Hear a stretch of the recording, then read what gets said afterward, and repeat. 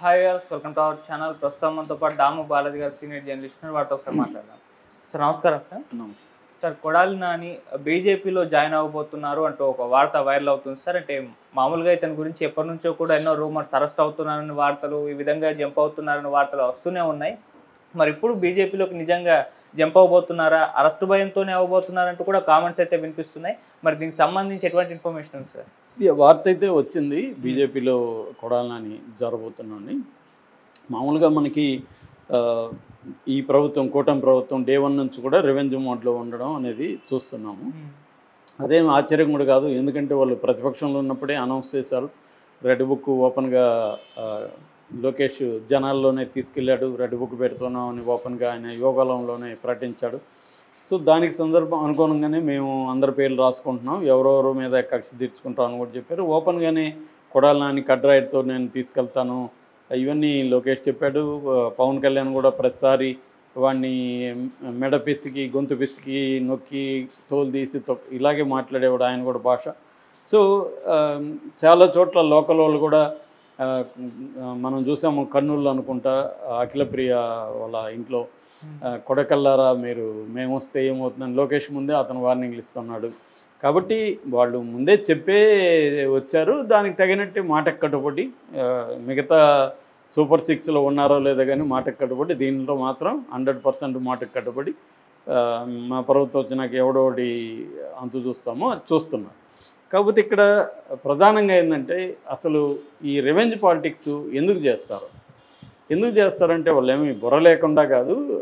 ఒకటి రివెంజ్ పాలిటిక్స్లో ఏముంటుందంటే, ఒకటి తమని ఎట్లా ఇబ్బంది పెట్టారో అలాగా మేము అంతకంటే రెట్టింపు ఇబ్బంది పెట్టి చూపించగలము అనేది ఒకటి. అది ఇప్పుడు జగన్ కూడా అదే బెదిరిస్తున్నాడు. మేము వస్తే రెడ్ బుక్ కాదు, ఏ బుక్ ఉంటే ఆ బుక్లో రాసుకోండి, వాళ్ళు ప్రపంచంలో ఎక్కడున్నా లాక్కొని వస్తానంటున్నాడు జగన్. తర్వాత పోలీస్ అధికారులని బట్టలు ఊడదీస్తే నిలబెడతానని చెప్పాడు. అలాగే అతను బెదిరిస్తున్నాడు. అతను ఎందుకు బెదిరిస్తున్నాడంటే, తన మీద ఫోకస్ తగ్గించుకోవాలి, తమ మీద రివెంజ్ పాలిటిక్స్ని తగ్గించుకోవాలంటే కొంత బెదిరింపులు లేకపోతే కష్టం అన్నట్టుగా అతను బెదిరిస్తున్నాడు. సో ఇప్పుడు ఆ బెదిరింపు పనిచేస్తూ ఉందని కూడా అంటున్నారు. ఎందుకంటే రేపు ఈ ప్రభుత్వం వస్తుందో రాదో వాళ్ళకే నమ్మకం లేదు. 80 మంది ఎమ్మెల్యేలు ఓడిపోతారని సర్వేలు చెప్తున్నాయని చెప్తున్నారు. సో జమీన్ రైతు కూడా దీని మీద ఒక డీటెయిల్గా రాసింది మా 2 రోజుల ముందు. సో అంటే ఈ ప్రభుత్వంలో అరాచకాలు జరుగుతున్నాయి, రెండోది హామీలు నెరవేర్చట్లేదు, కాబట్టి ఈ ప్రభుత్వం మళ్ళీ రాకపోవచ్చు అని తెలుగుదేశాన్ని అభిమానించే మేధావులు కూడా చాలామంది విమర్శలు మొదలుపెట్టారు. ఈ నేపథ్యంలో ఏంటంటే, జనాలు తెలుగుదేశంలో ఉండే కింది స్థాయి నాయకుల్లో కానీ లేకపోతే కేడర్లో కానీ ఒక భయం అనేది మొదలైంది. మళ్ళీ జగన్ వస్తే మళ్ళీ ఇలాగే మనల్ని డబుల్గా హింసిస్తాడు, వీళ్ళన్నా లీగల్గా హింసిస్తున్నారు, జగన్ 2 రకాలుగా హింసిస్తాడు. లీగల్గా కొత్త చట్టం తెచ్చి, ఇంకా స్ట్రింజెంట్ లా తెచ్చి దారుణంగా మనల్ని అరెస్టులు చేసి కొట్టచ్చు. రెండోది వీళ్ళ ప్రైవేట్ సైన్, వీళ్ళు faction batch Jagan private sign అని పెట్టి మనల్ని ఎక్కడికక్కడ కొట్టడం, చంపడం చేయొచ్చు అన్న ఒక భయాందోళనలు తెలుగుదేశం కేడర్లో కూడా మొదలైనాయనే వార్తలు కూడా వస్తున్నాయి.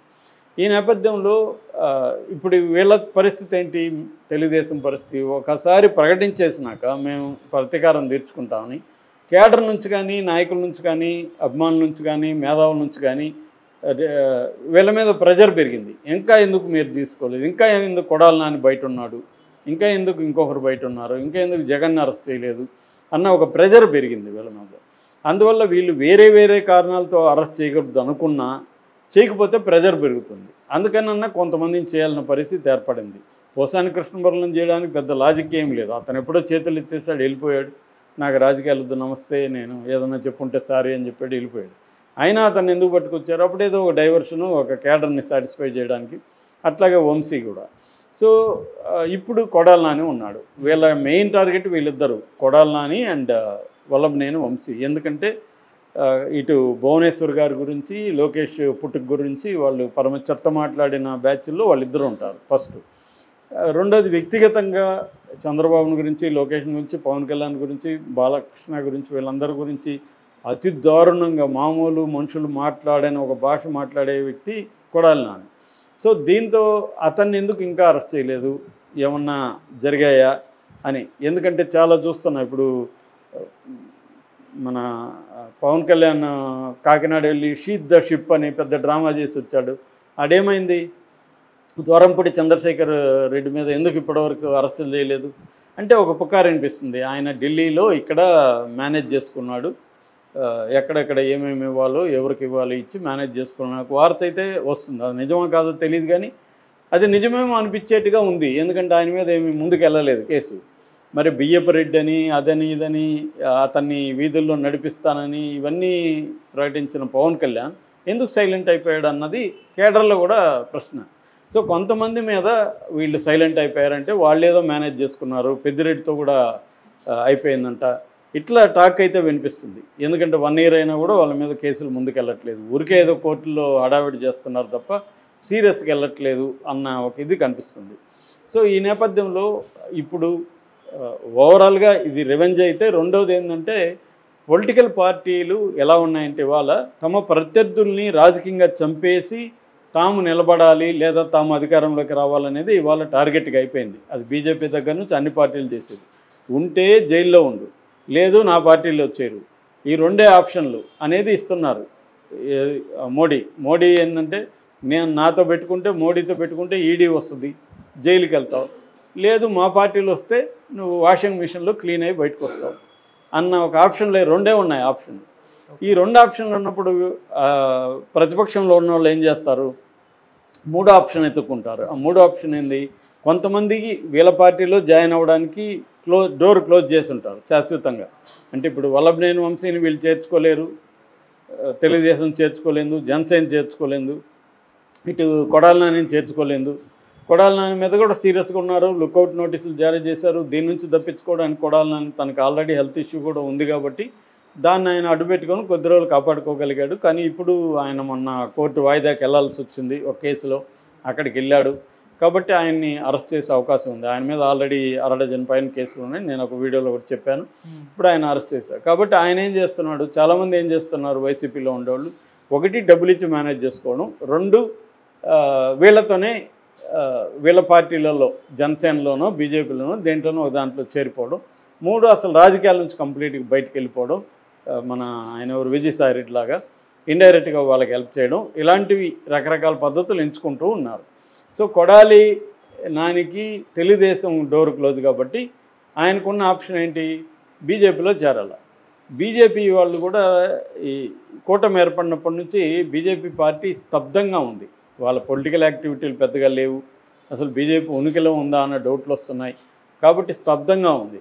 సో దీంట్లో నుంచి కొడాలి నాని చేర్చుకుంటారా? ఎందుకంటే మొన్న కూడా ఎవరో సెంట్రల్ బీజేపీ ఆఫీసులో నుంచి జగన్కి ఫోన్ చేశారన్న ఒక వార్త కూడా వైరల్ అవుతుంది.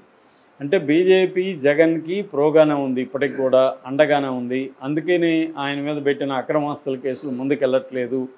అట్లాగే వివేకానంద రెడ్డి కేసు 1 year అయింది, ముందుకెళ్ళట్లేదు. కూటమి ప్రభుత్వం ఉంది కదా, మరి ఆమె ఎవరు సునీత కూడా ఎందుకు సైలెంట్గా ఉంది?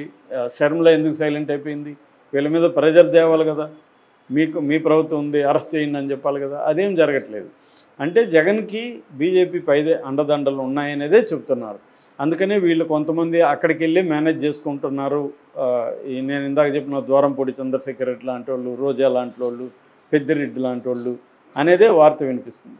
ఈ నేపథ్యంలో ఈయన బీజేపీలోకి వెళ్తే మాత్రం ఈ ప్రభుత్వం పట్ల ఇంకా వ్యతిరేకత వస్తుంది, ముఖ్యంగా వాళ్ళ కేడర్లో వస్తుంది. ఇది నిజమైతే మాత్రం నిజం బీజేపీ ధైర్యం చేసి తీసుకుంటుందా చంద్రబాబు ఇష్టం లేకుండా అనేది డౌట్ఫుల్లే. ఎందుకంటే చంద్రబాబు